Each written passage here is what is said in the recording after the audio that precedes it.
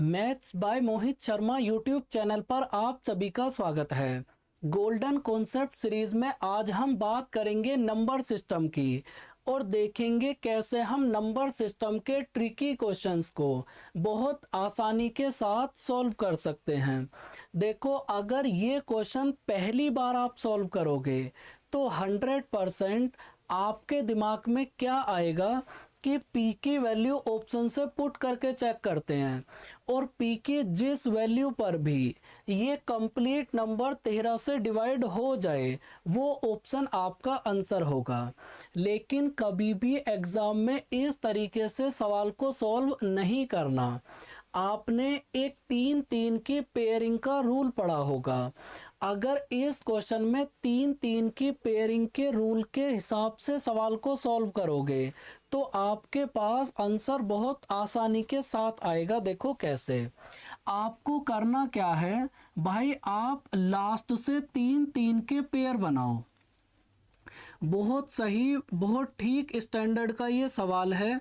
अगर आप पहली बार इस क्वेश्चन को कर रहे हो तो 100% आप इस क्वेश्चन में फंसोगे। तो आपको करना क्या है, सबसे पहले आप 3-3 के पेयर बनाओ और उसके बाद यहाँ पर ऑल्टरनेट पेयर्स को ऐड करो। तो अगर आप ऑल्टरनेट पेयर्स को ऐड करोगे तो इन 3 पेयर्स को ऐड करने पर तो ये आएगा, और अगर रिमेनिंग 2 पेयर्स को ऐड करोगे तो कितना आएगा, 891। अब यहाँ से इनका डिफरेंस करो। तो अगर आप इनका डिफरेंस करोगे तो कितना बनेगा, 83p और -500। देखो, ज़्यादा सही तरीका क्या है कि p की वैल्यू को यहाँ पर पुट करने की बजाय अगर p की वैल्यू को ऑप्शन से यहाँ पुट करोगे और उसके बाद जो भी इनका डिफरेंस आएगा आप उस डिफरेंस को चेक कर लो। अगर वो डिफरेंस 13 से डिविजिबल है तो ये पूरा नंबर 13 से डिविजिबल होगा, वरना तो नहीं होगा। तो या तो p की वैल्यू आप ऑप्शन से यहाँ पुट करो, या फिर अगर चीज़ों को और भी आप छोटा बनाना चाह रहे हो तो यहाँ से इसको माइनस कर लो। अगर 8 में से 5 माइनस करोगे तो कितना आएगा, 3। अगर 3 में से 0 माइनस करोगे तो कितना आएगा, 3। और अगर p में से 0 माइनस करोगे तो कितना आएगा, p। आप p की वैल्यू यहाँ पर पुट कर लो और उसके बाद जिस p की जिस वैल्यू पर भी ये वाला नंबर 13 से डिवाइड हो जाए वो ऑप्शन आपका आंसर होगा। तो जब आप ऑप्शन से p की वैल्यू को 8 पुट करोगे तो p की वैल्यू को 8 पुट करने पर नंबर आएगा 338, और 338 13 से कंप्लीटली डिविजिबल है। तो इसका मतलब ऑप्शन नंबर डी होगा सही आंसर। अब देखो, एक बात आप और याद रखना, जैसे यहाँ पर आपको 13 से डिवाइड करने के बाद p की वैल्यू फाइंड आउट करनी थी तो आपने 3-3 के पेयर बना लिए। सेम इसी तरीके से अगर यहाँ पर 13 के प्लेस पर 7 आ जाए तब भी आप क्वेश्चन को इसी तरीके से सॉल्व करोगे। बाई चांस यहाँ पर सवाल होता कि इसको 7 से डिवाइड करो और p की वैल्यू फाइंड आउट करो तो 13 आ जाए या 7 आ जाए, सॉल्व करने की सबसे सही अप्रोच है 3-3 के पेयर बनाओ और इस तरीके से फिर सवाल को सॉल्व करो। उम्मीद है कि ये क्वेश्चन आपको एकदम क्लियर होगा। तो एक बार इस क्वेश्चन का आंसर आप मुझे बताओ कितना होगा। यहाँ पर क्या बोला है कि आपने 200 को एक पॉजिटिव इंटीजर x से डिवाइड करा और रिमाइंडर आया 8, तो x की कितनी वैल्यू होंगी। देखो, 200 को आपने डिवाइड करा x से तो रिमाइंडर बचा 8। यहाँ से आप कहानी समझो भाई, अगर आपने 200 को डिवाइड करा और 200 को डिवाइड करने पर 8 रिमाइंडर बचा तो 200 में से 8 को माइनस करोगे तो कितना आएगा, 192। तो इसका मतलब ये हुआ कि 192 तो x से कंप्लीटली डिविजिबल होगा ना।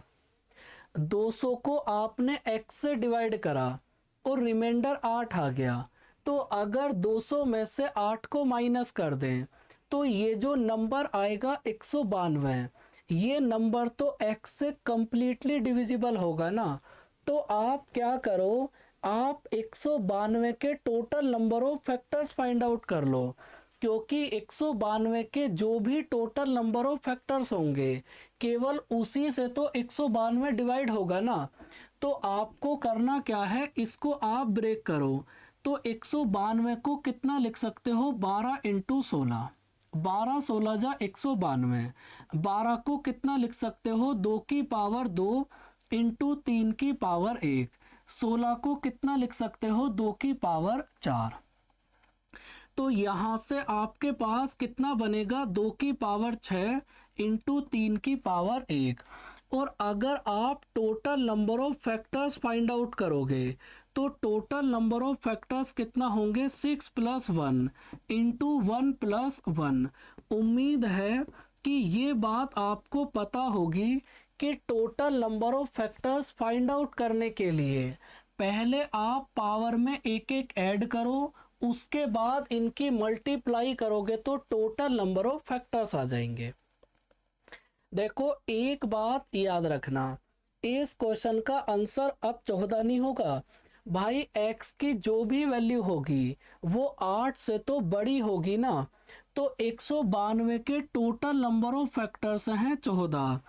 इस 14 में से उन सभी फैक्टर्स को माइनस करना पड़ेगा जो 8 से छोटे हैं। तो 8 से छोटे कौन कौन से फैक्टर होंगे, एक तो एक होगा 192 के 2, 3, 4, 6 और 8। तो ये टोटल हमारे पास कितने नंबर्स हो गए, 2, 4, 6। तो 8 ऐसे फैक्टर हैं, सॉरी 6 ऐसे फैक्टर हैं जो 8 से छोटे हैं। तो 14 में से 6 माइनस करोगे तो हमारे पास कितना आएगा, 8। तो भाई 8 ऐसे नंबर होंगे, अगर उन नंबर से 200 को डिवाइड करोगे तो रिमाइंडर आपके पास कितना बचेगा, 8। बस इस चीज को आप याद रखना, x की जो भी वैल्यू होगी वो हमेशा रिमाइंडर से बड़ी होगी। जैसे बाई चांस यहाँ पर रिमाइंडर 8 की बजाय 6 बचता तो फिर x की जो भी वैल्यू होगी वो 6 से बड़ी होती। बाई चांस यहाँ पर रिमाइंडर 12 बचे तो x की जो भी वैल्यू होगी वो 12 से बड़ी होगी। तो इस क्वेश्चन का आंसर होगा ऑप्शन नंबर ए।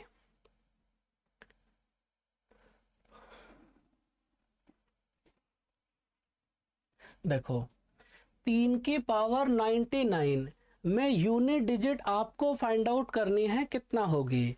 तो यूनिट डिजिट का कॉन्सेप्ट तो बहुत आसान है, आपको कुछ नहीं करना मेरे भाई। आप यहाँ से पावर को 4 से डिवाइड करो, तो अगर आप 99 को 4 से डिवाइड करोगे तो रिमाइंडर आपके पास कितना बचेगा, 3। यूनिट डिजिट में आपको कुछ नहीं करना, पावर को 4 से डिवाइड करके रिमाइंडर नोट कर लो। तो अगर 99 को 4 से डिवाइड करोगे तो रिमाइंडर आएगा 3। 3 की पावर 3 कितना होगी, 27। तो इसका मतलब यूनिट डिजिट कितना आएगी, 7। तो आप यहाँ पर किसी भी एक ऑप्शन को सही कर लेना, ऑप्शन नंबर ए होगा सही आंसर। अब आप रिमाइंडर थ्योरम के इस सवाल का आंसर बताओ कि इस क्वेश्चन का आंसर कितना होगा। तो यहाँ पर आपको क्या बताना है कि 3 की पावर 521, अगर 3 की पावर 521 को 8 से डिवाइड करें तो रिमाइंडर कितना आएगा। देखो इस क्वेश्चन को आप दो तरीके से सॉल्व कर सकते हो, या तो इस क्वेश्चन को आप बायनोमियल थ्योरम की हेल्प से सॉल्व कर लो, या फिर इस क्वेश्चन को आप यूलर थ्योरम की हेल्प से सॉल्व कर लो। मैं आपको दोनों ही तरीके से सॉल्व करके दिखाता हूँ। तो यहाँ पर आप क्या करो, आप इसको इस तरीके से लिखो, 3 की पावर 2 और यहाँ पर आएगा 260 इंटू 3 की पावर 1। इस पार्ट को अलग लिखो और इस पूरे को डिवाइड करना है 8 से। तो यहाँ पर ये कितना बनेगा, 9 की पावर 260। 3 की पावर 1 कितना होगी 3 अपॉन 8। तो यहाँ पर अगर 9 को 8 से डिवाइड करोगे तो रिमाइंडर कितना आएगा 1। और 1 की पावर कुछ भी कर लो, यहाँ से तो रिमाइंडर 1 आएगा तो 3 अपॉन 8, मतलब रिमाइंडर हमारे पास कितना आएगा 3। अगर इस क्वेश्चन को आप बायनोमियल थ्योरम की हेल्प से सॉल्व करना चाहते हो तो फिर इस तरीके से हमें चीज़ों को कैलकुलेट करना पड़ेगा। या फिर इस क्वेश्चन को सॉल्व करने की दूसरी अप्रोच है, इस तरफ समझाता हूँ आपको मैं, कि आप मेरे भाई यहाँ से क्या करो, आप 8 का यूलर नंबर फाइंड आउट कर लो। अब देखो आपको ये पता होना जरूरी है कि यूलर नंबर हम कैसे फाइंड आउट करते हैं। तो 8 का यूलर नंबर कितना होगा, 8 का यूलर नंबर हमारे पास कितना होगा 4। मैं एक थोड़ा सा ओवरव्यू आपको देता हूँ कि यूलर नंबर कैसे फाइंड आउट करते हैं। भाई 8 को कितना लिख सकते हो, 2 की पावर 3, पावर को हटाओ तो कितना बचा 2, इसको ऐसे लिखो और यहाँ 8 से मल्टीप्लाई कर दो तो कितना आ जाएगा 4। तो 8 का यूलर नंबर कितना होगा 4। अब ये जो यूलर नंबर आपके पास है, इस यूलर नंबर से आप पावर को डिवाइड करो। यूलर नंबर है 4 और यूलर नंबर से पावर को डिवाइड करके डायरेक्ट रिमाइंडर फाइंड आउट करो। तो यहाँ से कितना आएगा 3 की पावर 1 अपॉन 8, तो रिमाइंडर कितना आ जाएगा 3। तो अगर आपने यूलर थ्योरम पढ़ी है तो आप सवाल को इस तरीके से सॉल्व कर लो, ये ज़्यादा आसान आपको पड़ेगा।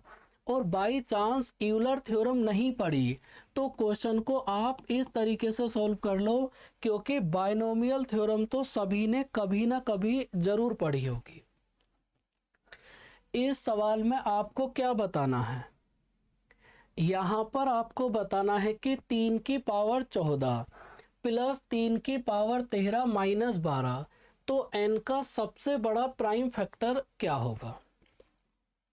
तो यहाँ पर आपको फाइंड आउट करना है कि इस पूरे को सॉल्व करने पर सबसे बड़ा प्राइम फैक्टर क्या आएगा। तो आप यहाँ से क्या करो मेरे भाई, पहले आप यहाँ से 3 की पावर 12, आप यहाँ से 3 की पावर 13 को बाहर कॉमन कर लो। तो अगर 3 की पावर 13 को बाहर कॉमन करोगे तो यहाँ कितना आएगा 3 की पावर 1 प्लस 1 और माइनस 12, तो यहाँ पर कितना होगा 3 की पावर 13, 3 की पावर 13 और इनटू में हमारे पास कितना आएगा 4, 3 की पावर 13 इनटू में कितना आएगा 4 और माइनस 12। अब इसके बाद क्या करो, इसको लिखो 3 की पावर 12 और 3 को बाहर आप कर लो, कितना आएगा इंटू 12 और माइनस 12। इस पूरे में से 12 को कॉमन कर लो। तो अगर इस पूरे में से 12 को कॉमन करोगे तो ब्रैकेट के अंदर आपके पास कितना बचेगा 3 की पावर 12 और माइनस 1।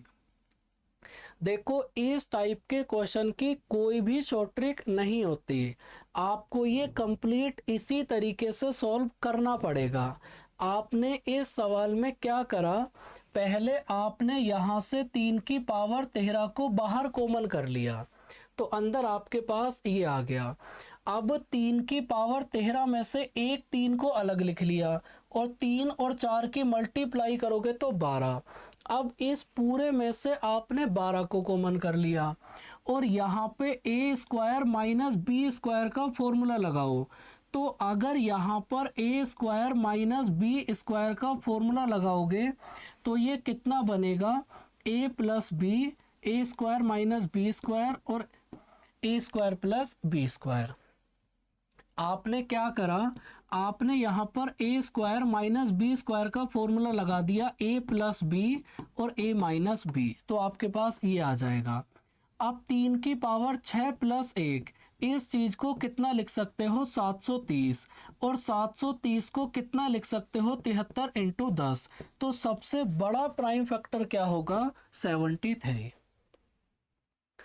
तो इस टाइप के क्वेश्चन को इसी तरीके से कंप्लीट आपको सॉल्व करना पड़ेगा। बाकी इस क्वेश्चन की कोई भी ऐसी डायरेक्ट अप्रोच नहीं है कि आपको देखते पता चल जाए कि 73 इस क्वेश्चन का आंसर होगा। तो इन 4 से 5 क्वेश्चन को एक बार आप खुद से रिवाइज करना, ये क्वेश्चंस एग्ज़ाम में आपकी बहुत हेल्प करेंगे। तो आज के सेशन में यहीं तक, इसके बाद मिलेंगे नेक्स्ट क्लास में। तब तक के लिए अपना ध्यान रखें, हंसते रहें, मुस्कुराते रहें। बाय बाय बच्चों, टेक केयर।